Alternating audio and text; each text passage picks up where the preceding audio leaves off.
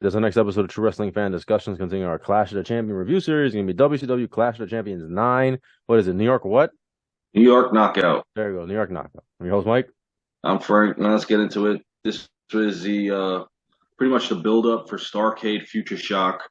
That'll be the pay per view with the ridiculous round robin tournaments that they did that pretty much buried Muda. I already talked about that. But this was a good card. Some feuds coming to an end at this one, and some new ones building up. November 15th, 1989, in Troy, New York, roughly 4,000 on hand. They drew a 4.9 for this. This is a pretty impressive rating for this card. I think mainly the main event of Funk and Flair in an I Quit match is what drew everybody to this. Yeah, definitely. This was a great match that they had. Meltzer labeled it as a 5-star match. Don't normally agree with him on certain things, but I got to agree with this one. It really was a 5-star match. So here we go. Let's get it started. Opening match: the Road Warriors versus the Fabulous Freebirds. This was a short match, but this was a good match. Only thing that I didn't like, and Hawk didn't like it as well, is the constant double teaming by the Freebirds during this match that the referee just Yeah, kept allowing. and Hawk at some point he's going to say, you know what? I've had enough of this. F this, and he Yeah, does because he just throws the referee yeah. aside. This isn't a tag title match. I don't care. Throws him aside, and we're going to go start throwing the beat down. And the referee disqualifies the Road Warriors. Freebirds get the victory. But the intensity in this match and what's going to lead up in the next couple of months is going to be great between these two tag teams. Intensity, intelligence, and integrity. But not really. Nah. So the next thing on the card, Jim Ross interviewed Terry Funk at ringside as the Road Warriors were exiting the ring. Um, Plus, they also, after this, they had the most popular wrestler award, which was given to none other than Sting. And then, of course, the PWI Wrestler of the Decade was given to Nature Boy Ric Flair. Nature boy.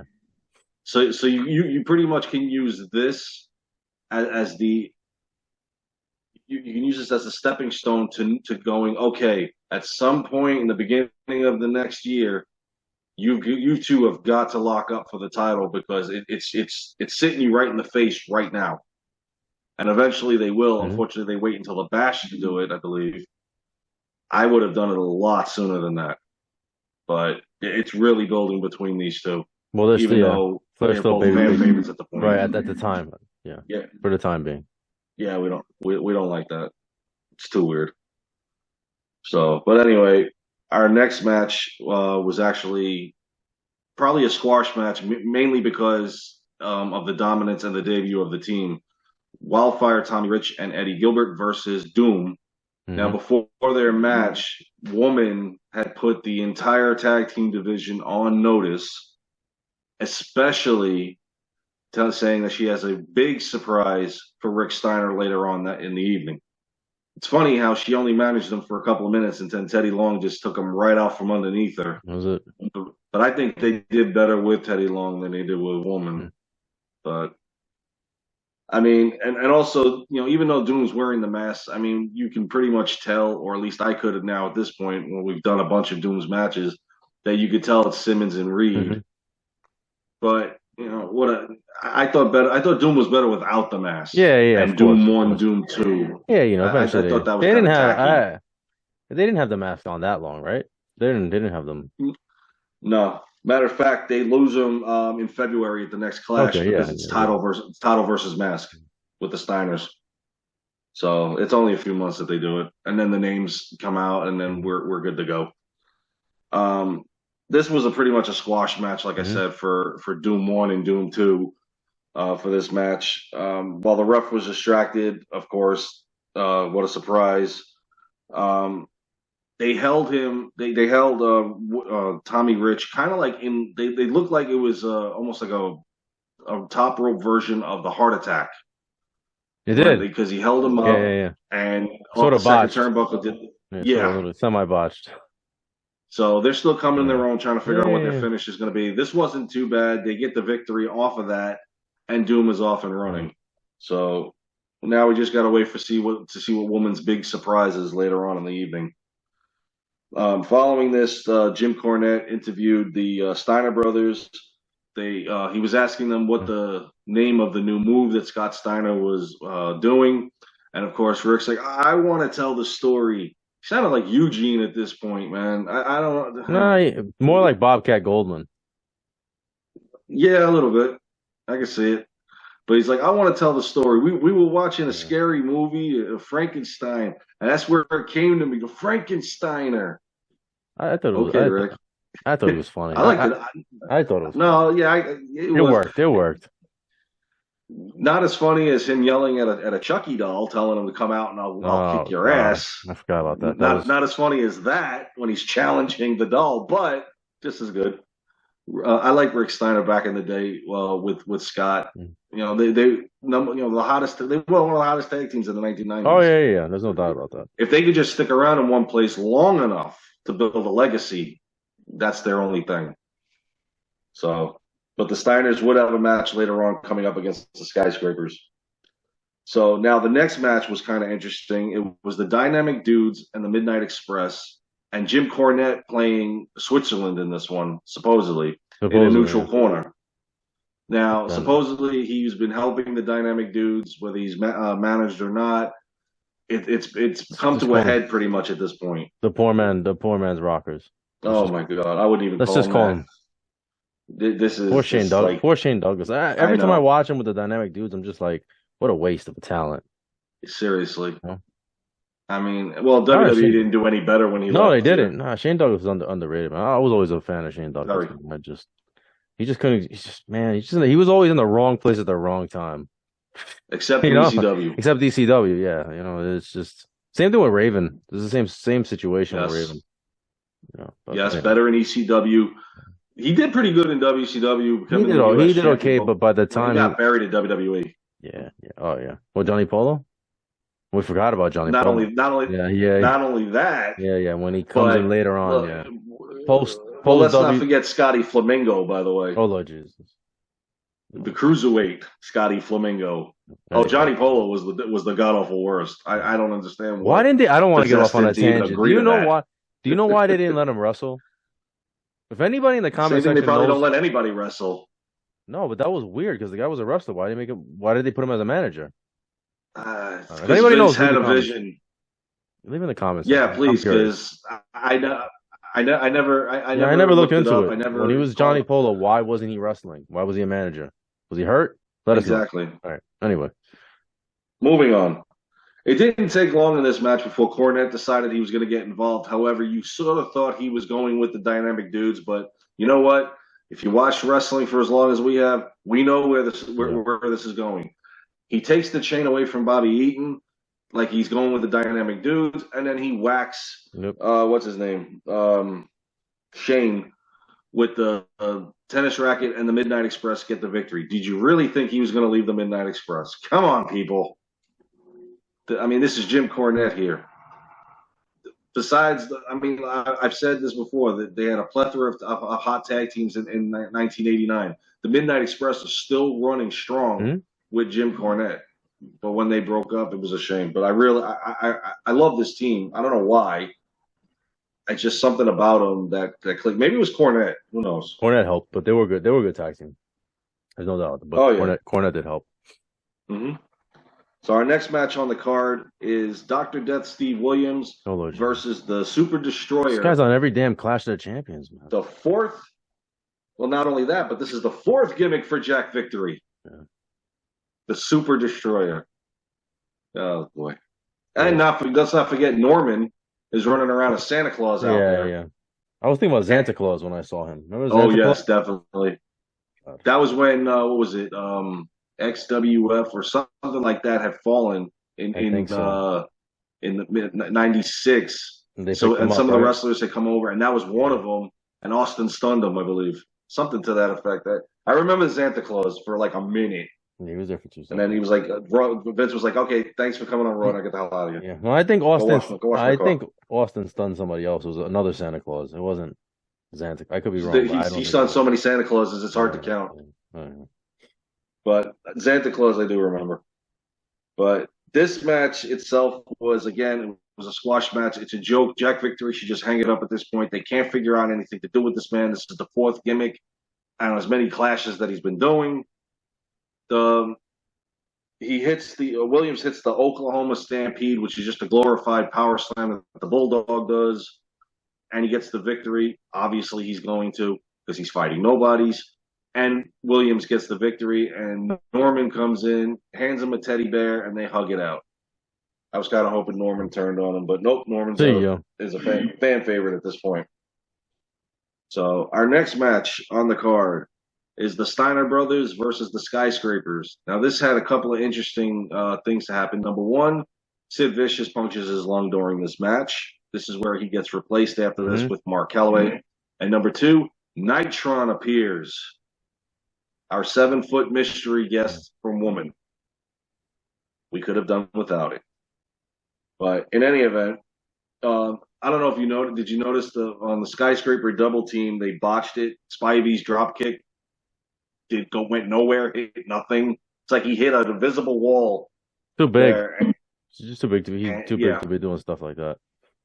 Man. Even JR, which, oh, by the way, JR and Gordon Soley were doing the commentary on that. I forgot to mention that earlier. My apologies.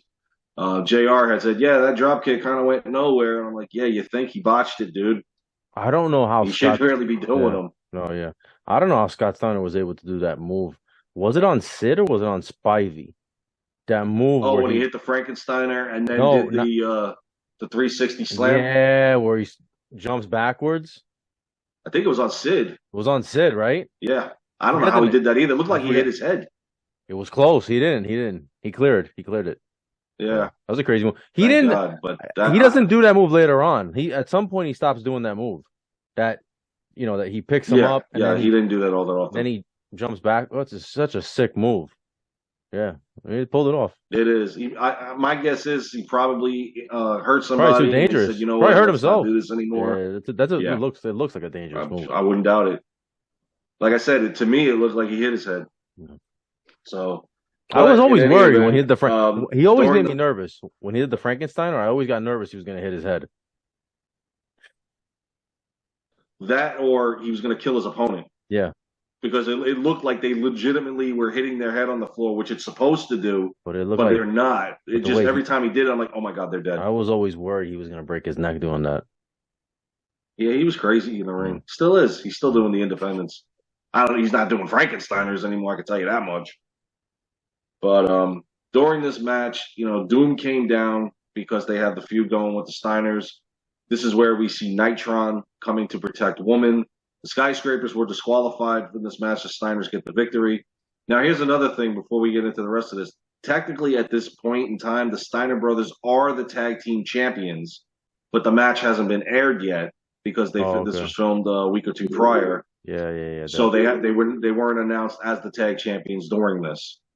So they would WCW. WCW would do that where they would win.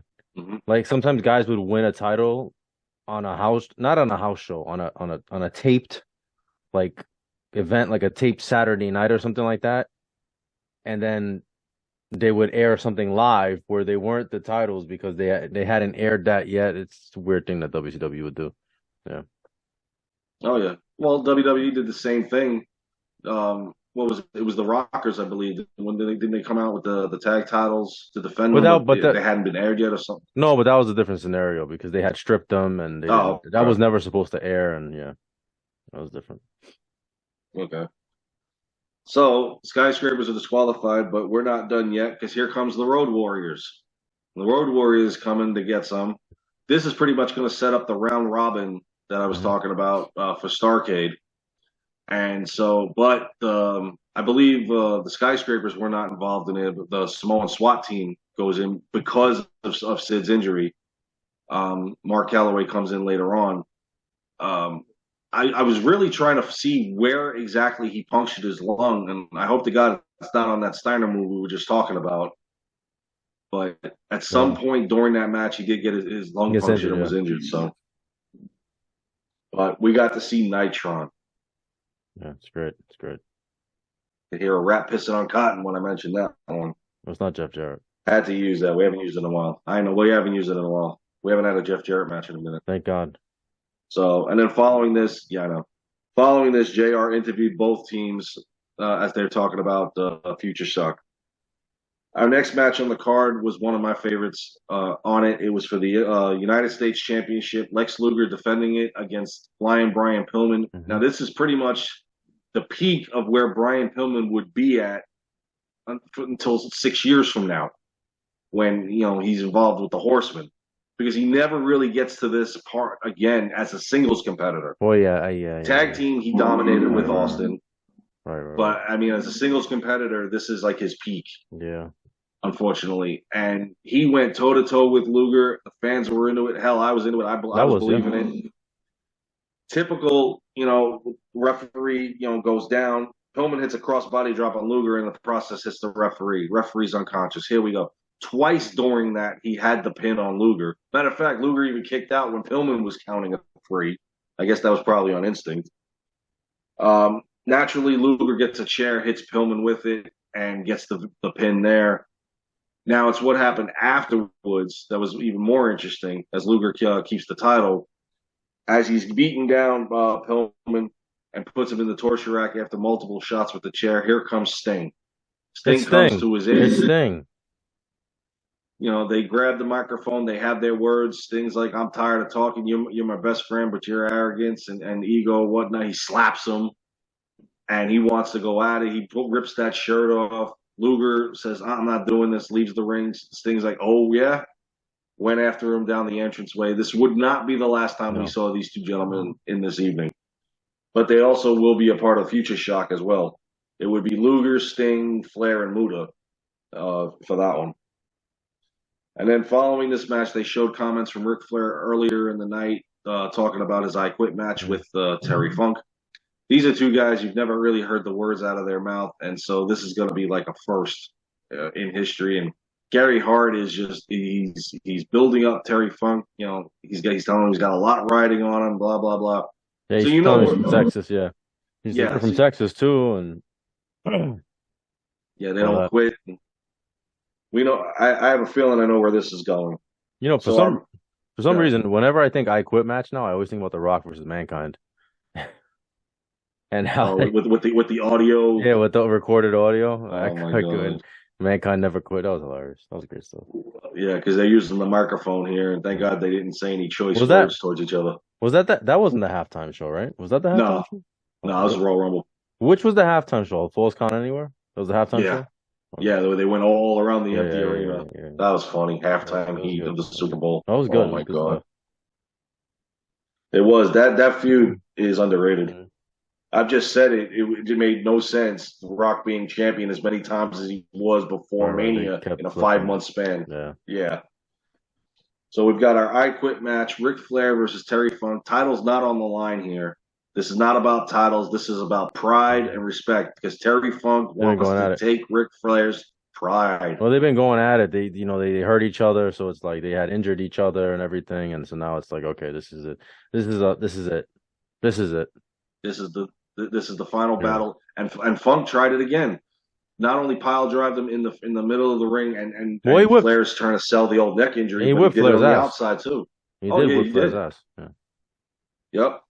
But Flair working on the leg is what got him the figure 4 submission hold put on. Finally, he says, "I quit." Said I quit. Yeah. And Gary Hart is irate now. He comes in the ring. He's chewing out Funk, and then he beats the crap out of him. He hits him.